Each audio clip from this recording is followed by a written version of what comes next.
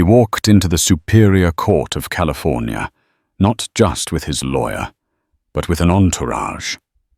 Marcus Thorne, the billionaire tech mogul whose face graced magazine covers, moved with the unshakable confidence of a man who owned the world. On his arm was Chloe Rivas, his stunningly young associate, her expression a practiced blend of sorrow and loyalty. They were a united front, a tragic power couple forced to sever ties with a past that no longer served them. Across the aisle, his wife of 15 years, Amelia Sterling, sat alone. She wore a simple navy dress, her posture a silent testament to a world fractured. To the casual observer, she was the discarded relic. But in the hushed theater of courtroom 12A, the script everyone thought they knew was about to be torn to shreds by the one person no one saw coming. The marble halls of the Stanley Mosque Courthouse echoed with the click of expensive shoes. Marcus Thorne didn't just walk, he commanded space. His suit, a bespoke creation from a tailor whose name was whispered in circles of obscene wealth, fit him like a second skin. He was 45, but carried the restless energy of a man half his age, a man who had bent the digital world to his will and saw no reason why the real world and its antiquated legal systems should be any different. His lawyer, Desmond Pike, was a man carved from the same predatory stone. Pike was known for his scorched earth tactics, a legal piranha who could strip an opponent's assets and dignity in a single brutal deposition. He flanked Marcus on the left, a leather briefcase full of meticulously crafted character assassinations clutched in his hand. And then there was Chloe, barely 25, with wide, earnest eyes and a cascade of dark hair. She clung to Marcus's arm. She was the future, the vibrant, adoring partner who understood the pressures of his genius. She was also the weapon he intended to use to obliterate his past. Her testimony, carefully rehearsed with Pike, would paint Amelia as a cold, unsupportive, and emotionally detached wife who had long since checked out of the marriage, leaving a lonely billionaire no choice but to seek solace elsewhere. It was a sordid but effective narrative. Across the cavernous room, Amelia Sterling felt the weight of 100 gazes. She could feel the whispers, the judgment. That's her, the wife he's leaving for the younger model. She had arrived with only her lawyer, Sarah Chen, a sharp, competent, but relatively unknown attorney who seemed dwarfed by the sheer firepower of Marcus's legal team. Amelia had insisted on Sarah. She didn't want a shark. She wanted someone who would listen. Amelia's hands rested in her lap, her knuckles white, but her fingers still. She focused on a small watermark on the wooden table in front of her, a tiny imperfection in the polished veneer. It felt like a metaphor for her marriage. From the outside, it had been a masterpiece. The sprawling Atherton estate, the charity galas where she was the perfect hostess, the vacations to private islands, the 2 beautiful children now away at boarding school, shielded from this ugliness. It was a life others dreamed of, a life she had helped build. She remembered the early days before the billions, before Thorne Industries became a verb in the tech world. She remembered Marcus in a cramped Palo Alto apartment coding for 20 hours a day, fueled by cheap pizza, and her unwavering belief in him. She had been a graphic designer then, and her user interface designs had been the intuitive, elegant soul of his first successful app. She'd given up her own burgeoning career to become the co-pilot of his stratospheric rise, managing the household, the finances, the social calendar, the entire unseen infrastructure that allowed his genius to flourish. He used to call her his secret weapon. Now she was just a liability to be managed. "All rise!" The bailiff's voice boomed, shaking Amelia from her reverie. The room stood. A woman in black robes entered, and took her seat on the bench. She looked to be in her late 50s, with sharp, intelligent eyes behind sleek, frameless glasses and hair pulled back in a severe but elegant bun. The plaque on the bench read, "The Honourable Evelyn Reed." Judge Reed surveyed the room, her gaze lingering for a moment on each party, on Marcus's confident smirk, on Chloe's nervous grip on his arm, on Desmond Pike's predatory stillness, and finally, on Amelia's quiet composure.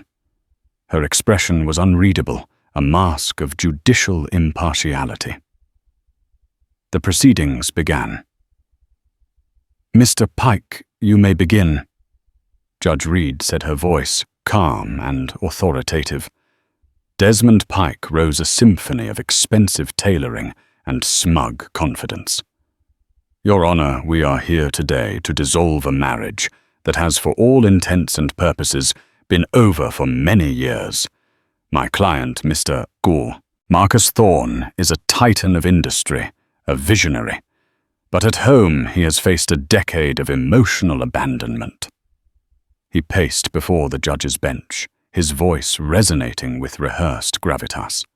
A partnership requires just that participation. While Mr. Thorne was building an empire that has created thousands of jobs and revolutionized modern communication, his wife, Mrs. Sterling, retreated into a world of her own. She offered no support, no counsel, no affection. She became a wife in name only. Amelia felt a hot flush of anger, but remained perfectly still. Every word was a poisoned dart, a calculated lie.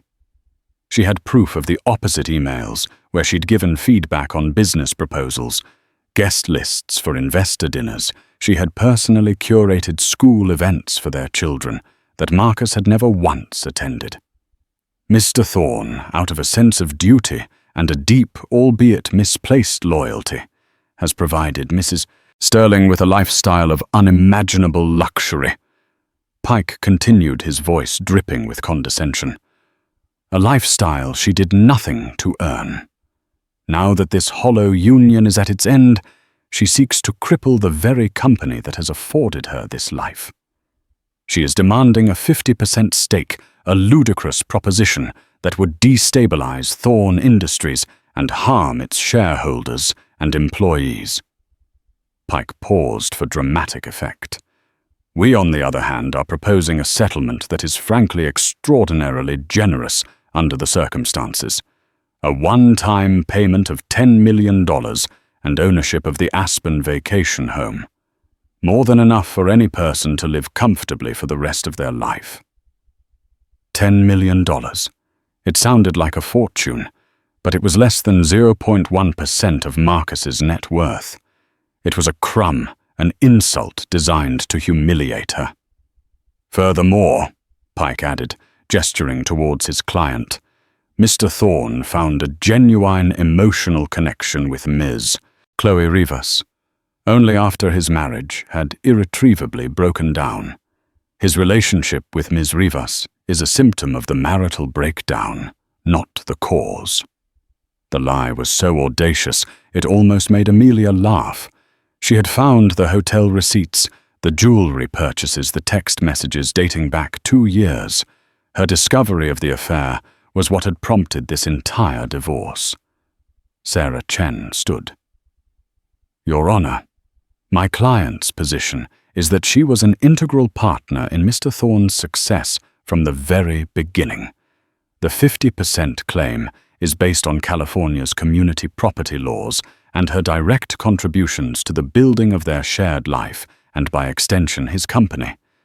Mr. Pike's narrative is a complete fabrication. Judge Reed looked from one lawyer to the other. Mr. Pike, I've read the preliminary filings. There is mention of a prenuptial agreement. A slow smile spread across Pike's face. This was the moment he was waiting for. Yes, Your Honor. A very old, very basic document signed when my client was worth a few $100,000. Not the $12 billion he is worth today. It is by any legal definition unconscionable and irrelevant to the current circumstances.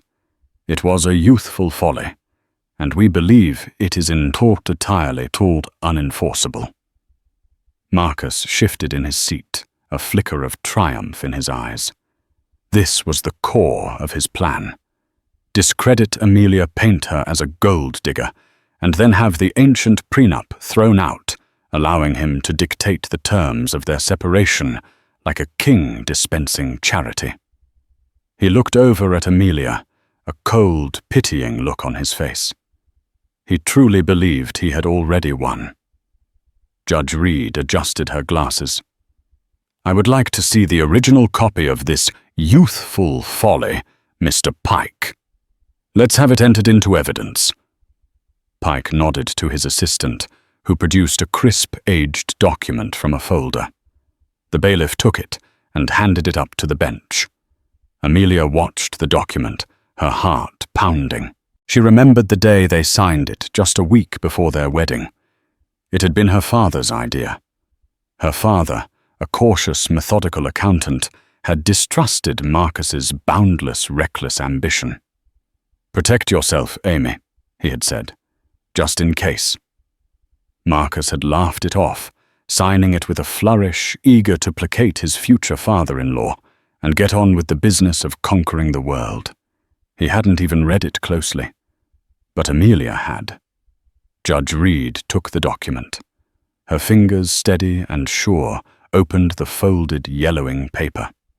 The courtroom fell silent, the only sound the faint rustle of the page turning under the judge's measured gaze. For the first time all morning, a flicker of something unreadable crossed Judge Reed's face as she looked down at the signatures at the bottom of the last page. She didn't look up, but her next words sent a ripple of confusion through Marcus Thorne's side of the room. "Interesting," Judge Reed murmured almost to herself. "Very interesting indeed." The second day of the hearing was designed as a public execution of Amelia Sterling's character. Desmond Pike, a master of courtroom theatre, orchestrated it with brutal precision. The centerpiece of his performance was Chloe Rivas. Chloe took the stand looking fragile and earnest. Dressed in a conservative cream blouse, she looked more like a grieving daughter than a mistress. Pike led her through a series of carefully crafted questions. "Ms. Rivas," Pike began his voice, soft and paternal. "How long have you worked at Thorne Industries?" 3 years. Chloe answered, her voice trembling slightly. "I started as an executive assistant and was promoted to project manager in the innovations department. And in that time, did you have occasion to interact with Mr. Thorne's wife, Amelia Sterling?" "Very rarely," Chloe said, casting a sad glance at Amelia. "She almost never came to the office. When she did, for the big holiday parties or something, she seemed distant, disinterested." Amelia clenched her jaw. She didn't come to the office because Marcus had insisted it was his space. He'd said her presence made the staff uncomfortable, that it blurred the lines between his work life and home life. It was another wall he had built between them. Pike continued. "Could you describe Mr. Thorne's demeanor at work during the last couple of years?" "He throws himself into his work," Chloe said, her eyes welling up on cue. "It's all he has. He would often stay late, long after everyone else had gone home. He seemed incredibly lonely. He carried this heavy sadness with him. He told me once that the big house in Atherton felt more like a museum than a home." A single perfect tear rolled down Chloe's cheek. Marcus looked on his expression one of profound, weary sorrow.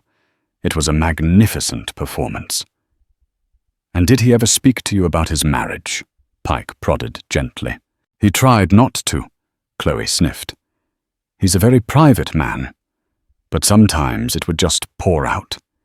He said he felt like he was living with a ghost, that he and Amelia hadn't had a real conversation in years, that all she cared about were her charities and her social status.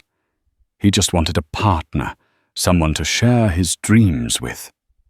Sarah Chen was on her feet. "Objection, Your Honor. Hearsay." "Sustained," Judge Reed said, her tone flat. "The jury will disregard the witness's claims about what Mr. Thorne said. Stick to what you observed, Ms. Rivas." But the damage was done. The narrative was out there, the brilliant, lonely husband and the cold, materialistic wife. Pike then presented a series of exhibits. Emails from Amelia stripped of all context, where she discussed budgets for renovating the house or planning a charity auction. He twisted her meticulous management of their life into proof of shallow materialism. He showed photographs from social events. Amelia smiling politely next to a senator, Amelia shaking hands with a philanthropist, and framed them not as the duties of a corporate spouse, but as the self-serving actions of a social climber. The worst part was a series of text messages. Marcus had for months sent Amelia texts late at night from the office. "Still at it. This new project is a killer. Don't wait up for me." Her replies were practical. "Okay. Don't forget to eat something. Drive safe. There's leftovers in the fridge." Pike displayed them on the large courtroom monitor. "Your Honor, look at this exchange. A man pouring his heart out about the pressures of his work, and the reply he gets is about leftovers. Not, 'I'm proud of you.' Not, 'I believe in you.' Not, 'I miss you.' This is not a conversation between partners. This is a conversation between a boarder and his landlady." Amelia felt the blood drain from her face. Those texts. She remembered them. They always came after he'd cancelled dinner plans with her again. Her short replies weren't coldness. They were weary resignation. She had given up trying to have a real conversation via text after years of being ignored. Her practical responses were her last frayed attempts at showing care in the only way he seemed to accept. When it was Sarah Chen's turn to cross-examine Chloe, she tried to chip away at the pristine facade. "Miss Rivas," Sarah began, her voice calm and even. "You testified that your relationship with Mr. Thorne only became romantic after his marriage had broken down. Can you tell the court when precisely you felt the marriage was broken?" Chloe hesitated. I suppose over the last year. It was clear he was unhappy." Sarah walked towards the witness stand, holding a file. "I see. And when did you and Mr. Thorne take your first personal trip together? A trip not related to company business?" Chloe paled slightly.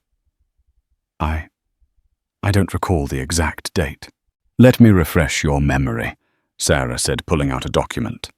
"This is a hotel folio from the Four Seasons in Maui, dated 18 months ago, for the presidential suite, billed to Mr. Thorne's personal credit card. 2 guests. Was that a business trip, Ms. Rivas?" Chloe stammered. We were brainstorming a new marketing initiative." "In the presidential suite in Maui?" "For a week," Sarah raised an eyebrow. "And these jewelry receipts from Cartier, a necklace delivered to your personal address a year ago. Was that a corporate bonus for your excellent brainstorming?" Desmond Pike was on his feet. "Objection, this is harassment. My client's relationship with Ms. Rivas is not on trial here."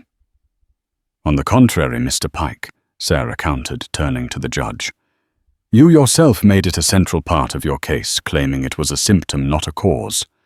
I am merely establishing a more accurate timeline." "I'll allow it," Judge Reed said, her eyes fixed on Chloe.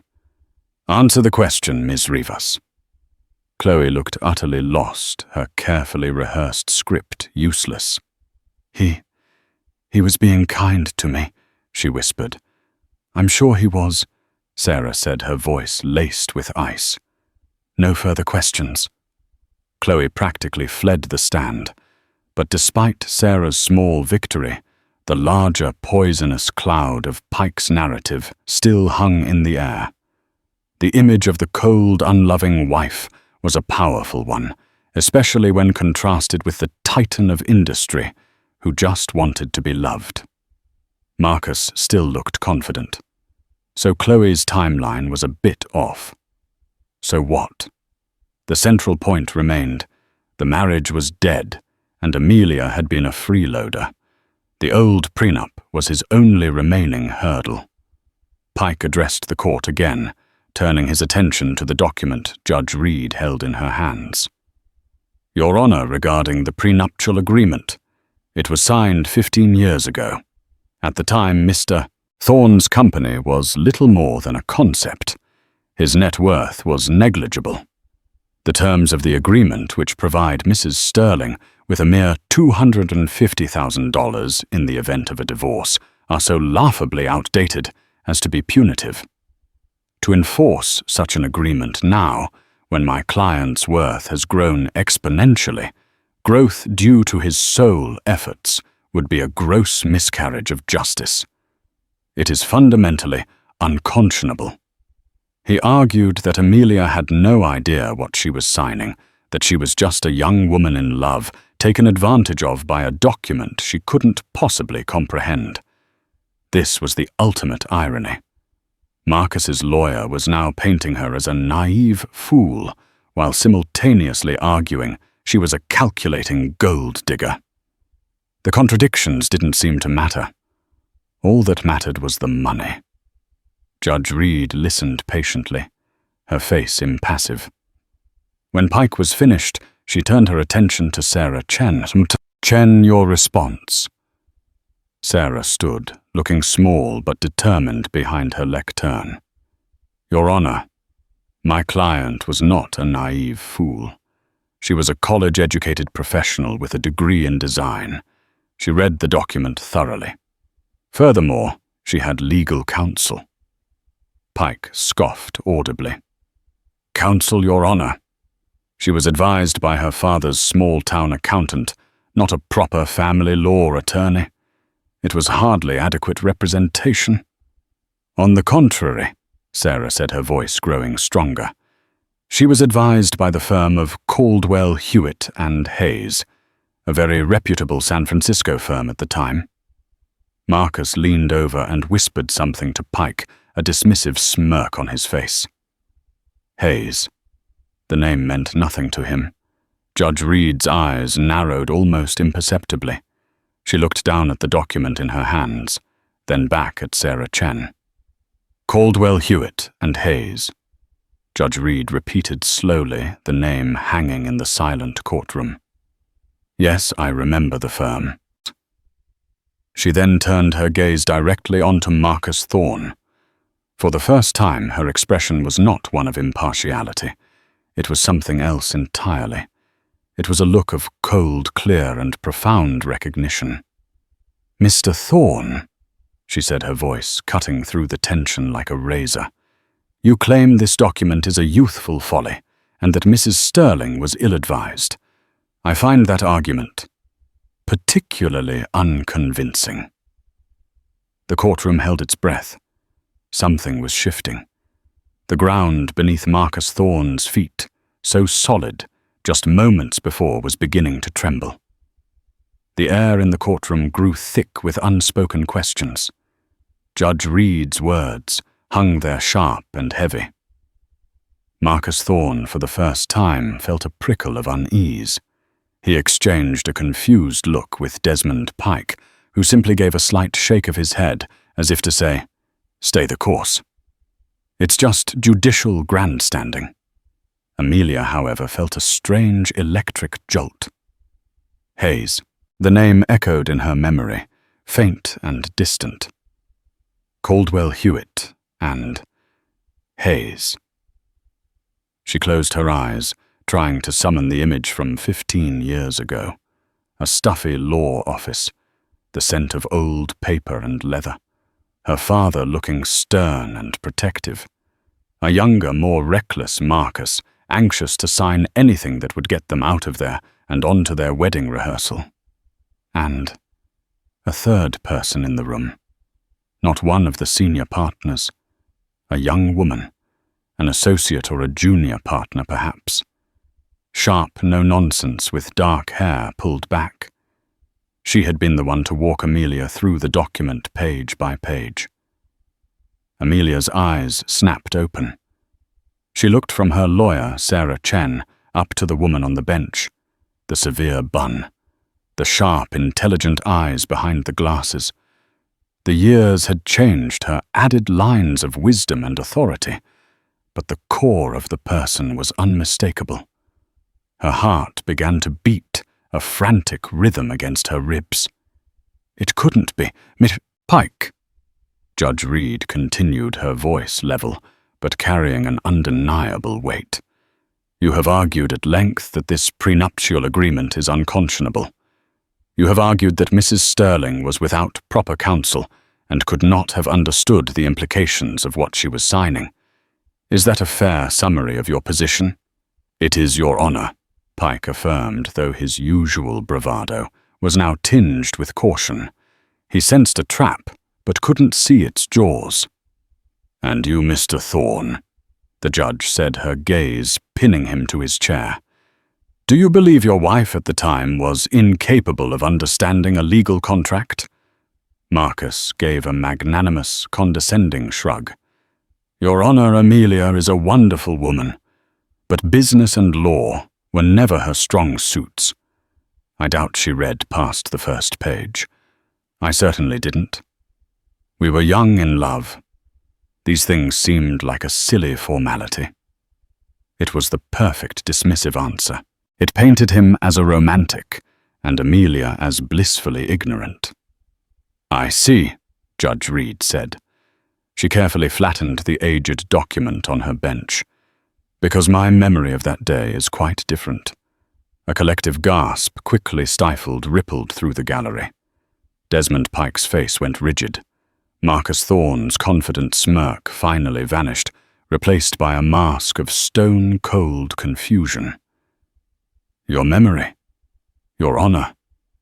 Pike asked, his voice dangerously soft. Yes, Mr. Pike. My memory, Judge Reed repeated. She removed her glasses and set them deliberately on the bench beside the prenup. 15 years ago, I was not Judge Reed. I was Evelyn Hayes, a junior partner at the law firm of Caldwell, Hewitt and Hayes. The silence that followed was absolute. It was so profound that the hum of the building's ventilation system suddenly sounded like a roar. Marcus Thorne froze his mind, racing, trying to process the impossible. Evelyn Hayes, Judge Evelyn Reed.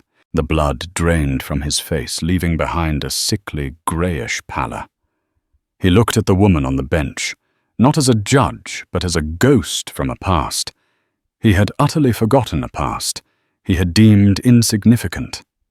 Amelia stared, mesmerized. The young lawyer. The woman who had patiently explained every clause. The woman who had looked her in the eye and asked, Are you certain you understand what this section entails? Miss Sterling, she was the judge. The universe had just delivered a twist so profound it felt like fiction.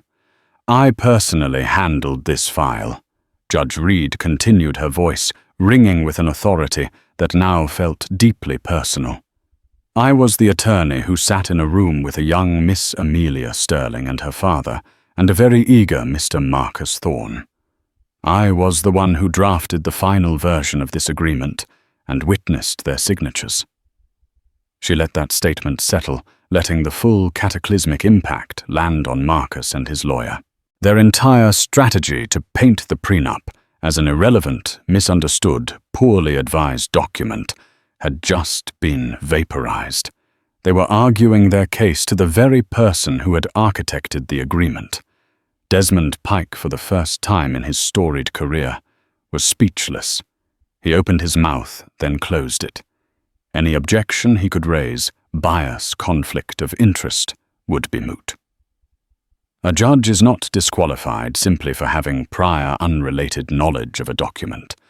In fact, her position gave her a uniquely perfect understanding of its context and intent. He had been so focused on attacking Amelia, he'd never bothered to properly vet the judge's history. It was a rookie mistake, a fatal oversight born of pure arrogance. "Your Honor," Pike finally managed his voice raspy. "With this new information, perhaps we should request a brief recess to confer." "Request denied, Mr. Pike," Judge Reed said coolly. "We are not in recess. We are in the middle of a hearing, and I, for one, am suddenly very interested in re-examining this youthful folly." She put her glasses back on her eyes, glinting. "You see, Mr. Thorne, I remember our meeting vividly. You were in a great hurry. You barely glanced at the pages. But Miss Sterling," she said, her gaze softening for a fraction of a second as she looked at Amelia, asked several very intelligent questions. She was particularly interested in the addendums her father had insisted upon. Addendums I drafted myself at her father's specific request and explained to her in great detail. Marcus's memory was now flooding back in horrifying detail. The impatient tapping of his foot, his dismissive waves of the hand, the stern-faced accountant father, and the quiet, sharp young lawyer who wouldn't be rushed. He had seen her as a minor bureaucratic obstacle on the path to what he wanted. A nobody. "Addendums," Pike croaked, looking at the copy of the prenup on his own table as if it were a venomous snake. He hadn't paid them much mind, focusing only on the outdated primary asset clause. "Indeed," said the judge. "Most prenuptial agreements focus on the division of assets present at the time of signing. But Miss Sterling's father was a man who thought about the future. He was concerned about Mr. Thorne's boundless ambition, as you put it, Mr. Pike. So he insisted on a few special clauses to protect his daughter from future eventualities." Judge Reed picked up the original document, her finger tracing a line of text. "Let's turn to Addendum B, shall we? I'm sure you both have a copy." Pike fumbled through his papers, his hands suddenly clumsy. Marcus sat paralyzed, a statue of dread. "Addendum B," Judge Reed read aloud, her voice clear and precise, each word a hammer blow. "The business partnership and spousal contribution clause. It states, and I quote, 'Should the marriage last 10 years or more, the non-monetary contributions of either spouse, including but not limited to management of the household raising of children and social and professional support, shall be considered direct and material contributions to the growth of any business assets acquired during the marriage. These contributions will be valued as equivalent to a 25% equity stake in the net appreciation of said business assets from the date of the 10th anniversary onward." A low groan escaped Marcus's lips. 25%. Not of the whole company, but of its growth over the last 5 years, a period in which Thorne Industries had exploded in value from $2 billion to $12 billion, $10 billion of growth. A quarter of that was $2.5 billion. It was a catastrophic figure far beyond the insulting $10 million he had offered. But Judge Reed wasn't finished. "And then," she said, turning a page, "there is my personal favorite. Addendum C, a clause I remember Mr. Thorne laughing at when I explained it. He called it prehistoric." She looked directly at Marcus, a glint of cold fire in her eyes. "We called it the Infidelity and Public Humiliation Clause." The words infidelity and public humiliation clause dropped into the silent courtroom like a grenade. Marcus Thorne, who had been pale before, now looked like a man who had seen a spectre. He stared at Judge Reed, his mind a maelstrom of denial and dawning horror. He had no memory of such a thing. It was impossible. A detail so small, so absurd from a lifetime ago, couldn't possibly be about to ruin him. Desmond Pike frantically flipped through his copy of the Prenup, his face a grimace of disbelief. He found the page. Addendum C. It was there in black and white, a relic he had dismissed as archaic and unenforceable, a piece of legal boilerplate from a bygone era. He had focused his entire strategy on the unconscionability of the main financial settlement, assuming these minor addendums were irrelevant fluff. Perhaps, Judge Reed said, with a voice as sharp as shattered glass. I should read it for the record to refresh everyone's memory. She didn't wait for an answer. Addendum C, she began, her voice resonating with the finality of a death sentence. In the event that the marital dissolution is sought primarily as a consequence of documented marital infidelity on the part of one spouse, the standard asset division terms of this agreement are hereby rendered null and void. She paused, letting the first part of the clause sink in.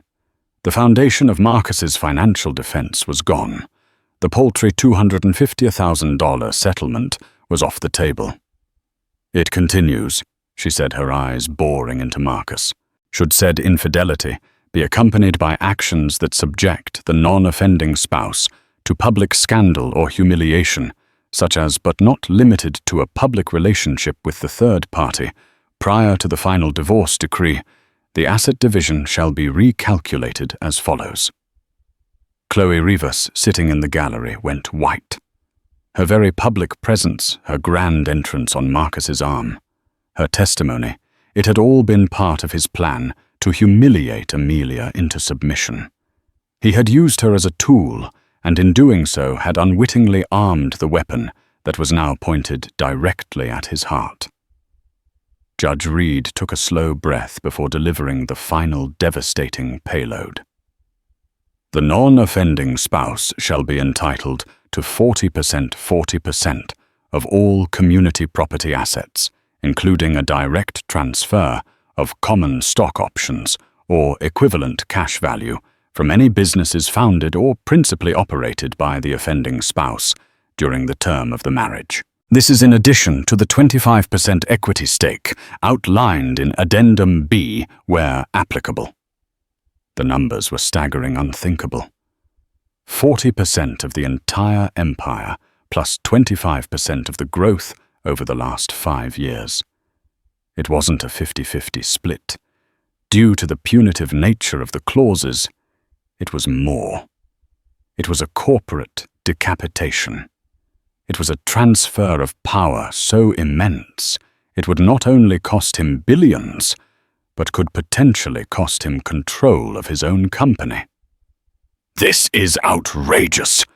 Marcus suddenly roared, surging to his feet.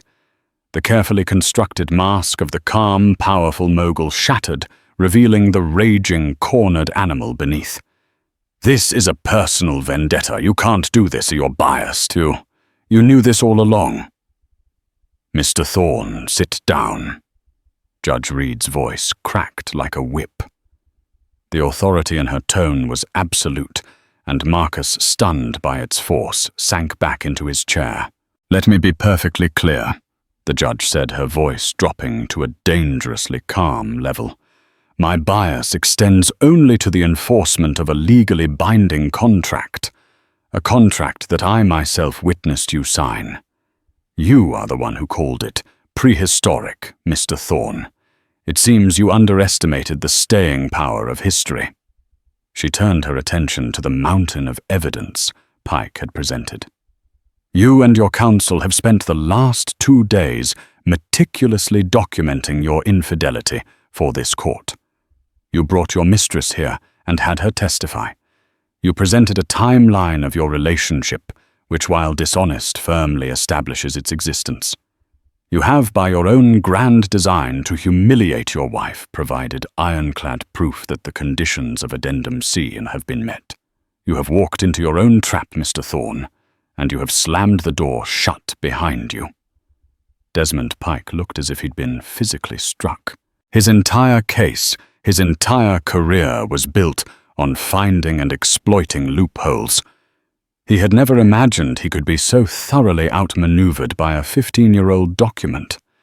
He had been so dazzled by his client's wealth and power, so convinced of the righteousness of their cause, that he'd committed the cardinal sin of a lawyer he hadn't read the fine print. Sarah Chen, on the other hand, was looking at the copy of the prenup in her hands with newfound reverence. Amelia had told her about the clauses, but even she had worried they might be challenged as punitive or outdated. But with the judge herself providing the context of their creation, that they were specifically negotiated and explained, any argument of unconscionability was dead on arrival. The judge wasn't just interpreting the contract. She was a primary source on its intent. "The purpose of this clause," Judge Reed explained, speaking to the entire courtroom now, "as I recall from my discussions with Mr. Sterling Sr., was not just about money. It was about creating a deterrent so powerful that it would prevent the very kind of spectacle Mr. Thorne has created here today. It was designed to protect his daughter's dignity. The financial penalty was simply the teeth of that protection." She looked at Marcus, and for a moment the judicial mask slipped, revealing a flicker of profound contempt. "You didn't just underestimate this document, Mr. Thorne. You underestimated your wife, and you profoundly underestimated her father." The mention of her father sent a wave of emotion through Amelia. He had passed away 3 years ago. He never got to see the full colossal scale of Marcus's success, but he had seen enough to know that his daughter needed a shield. This document, this moment, was his final act of love, a voice reaching out from the past to protect her. Tears welled in her eyes, but they were not tears of sadness. They were tears of overwhelming gratitude and vindication. "Your Honor," Pike stammered, scrambling for any piece of wreckage to cling to. We will argue that Addendum C constitutes an illegal penalty clause, not a liquidated damages provision."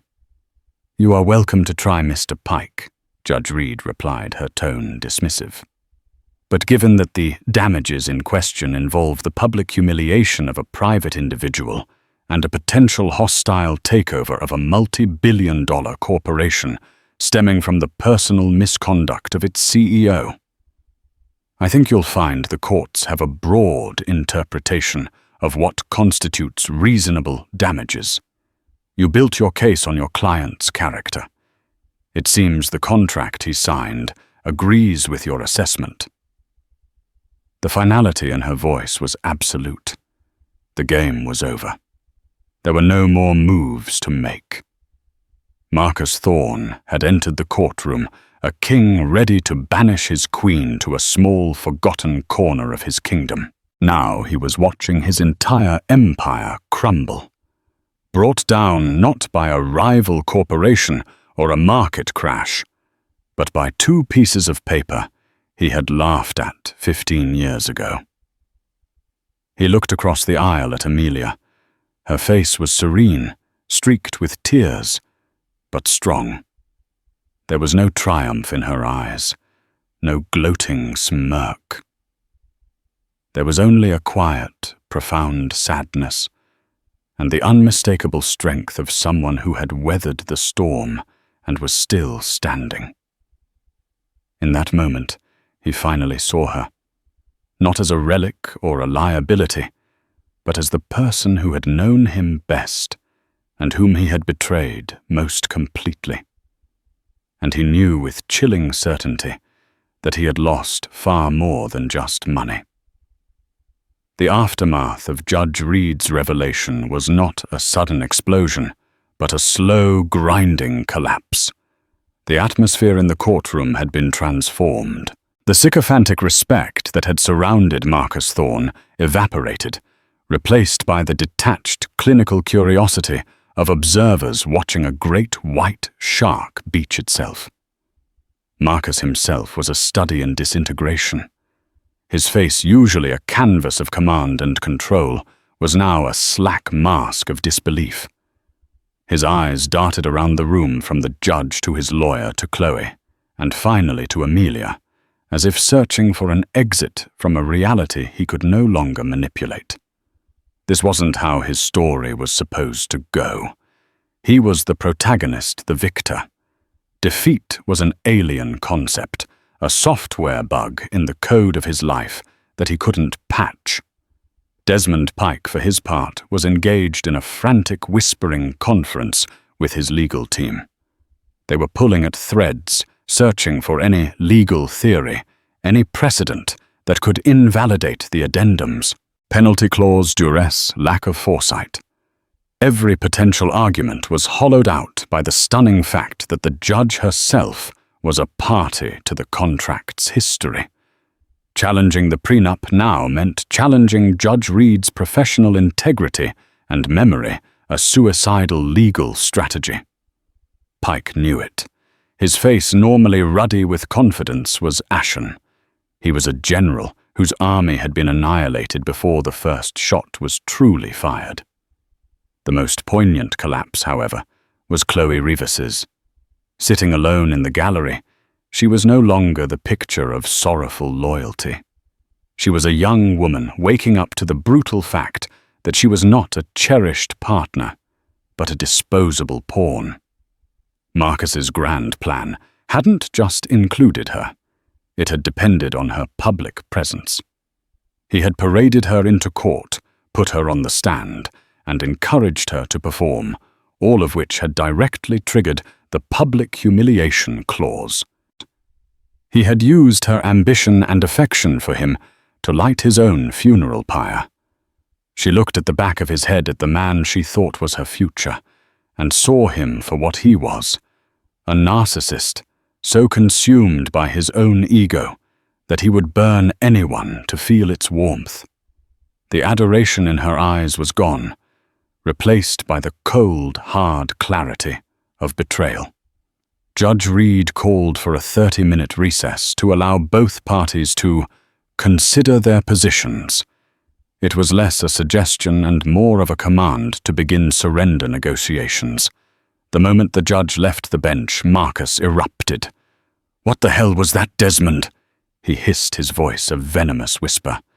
"You're the best," they said. "You cost $5,000 an hour to let a ghost from the past torpedo us."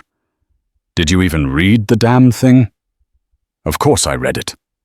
Pike shot back, his professional veneer cracking under the strain. "I flagged it as archaic. No modern court would enforce a punitive clause like that. How could I know the judge was the one who wrote it? That's a 1,000,000,000 cosmic joke. I don't pay you to be surprised by cosmic jokes," Marcus snarled, jabbing a finger at Pike's chest. "I pay you to win fix this on Fix-It." Pike let out a short, bitter laugh. "Marcus, there's nothing to fix. She has us.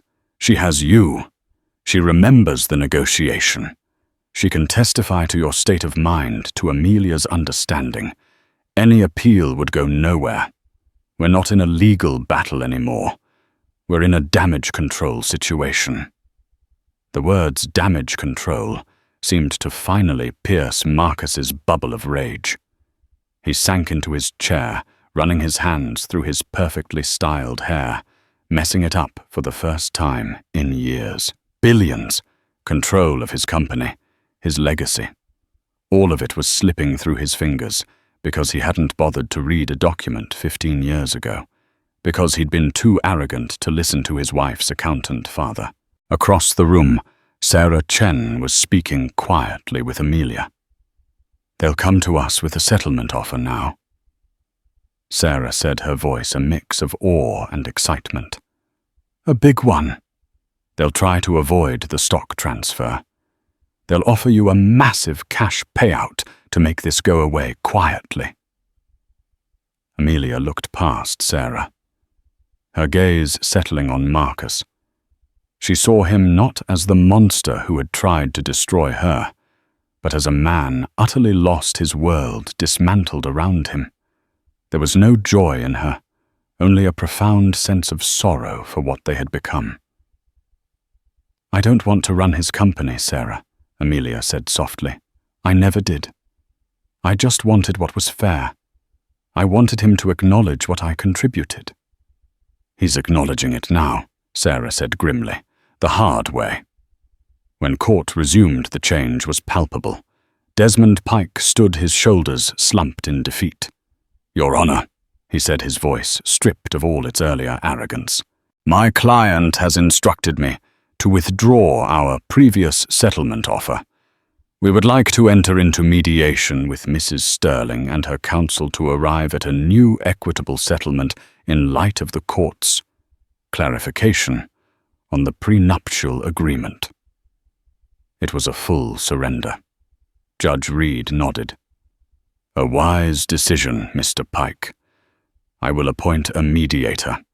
I expect a final settlement agreement to be presented to this court for approval within 7 days. Until then, these proceedings are adjourned." She struck the gavel, the sound echoing the final nail in the coffin of Marcus Thorne's meticulously planned life. As people began to file out, Marcus remained seated, staring blankly at the polished table. Chloe Rivas walked past his aisle without a single glance in his direction, her face set in a mask of cold fury, and disappeared out the courtroom doors. His allies were gone. Amelia stood up, her movements graceful and unhurried. She walked past his table, and for a moment she paused. Marcus looked up, his eyes meeting hers. In them, she saw a maelstrom of emotions, anger, confusion, and for the first time, a flicker of genuine, desperate regret. He opened his mouth to say something. Her name, perhaps an apology, a curse. But no words came out. Amelia simply looked at him, not with pity, but with the clear-eyed finality of a chapter closing. She gave a single, almost imperceptible nod, a gesture that was not forgiveness, but acknowledgement. An acknowledgement of the end. Then she turned and walked away. Her head held high, leaving her millionaire husband to sit alone in the wreckage of the world he had built a king, dethroned in his own court. The week that followed was a blur of frantic negotiations. The mediation took place not in the cold halls of the courthouse, but in a neutral, glass-walled conference room on the 50th floor of a San Francisco skyscraper. The view was panoramic, a god's-eye perspective of the city, a landscape Marcus Thorne once considered his kingdom. Now it was just the backdrop to his capitulation. Marcus was a different man. The swagger was gone, replaced by a tense, resentful silence. He let Desmond Pike do the talking, only interjecting with sharp, bitter remarks when the numbers grew too large to bear. He was a man being forced to buy back his own life peace by painful peace. Amelia, guided by Sarah Chen, was the picture of calm strength. She had the power now, the leverage of the ironclad prenup. Pike and Marcus knew that if they pushed too hard, she could simply walk away and let Judge Reed enforce the original catastrophic terms of the addendums. They fought over every percentage point. Pike argued that a massive stock transfer would spook the market and damage the company, hurting everyone, including Amelia. Sarah Chen countered that a quiet, structured transfer could be managed and that the company's stability was Marcus's problem to solve a problem of his own making. In the end, they reached an agreement. It was not the literal enforcement of the prenup. Amelia had no desire to be a majority shareholder in Thorne Industries. Instead, it was a finely crafted settlement that reflected the power she now held.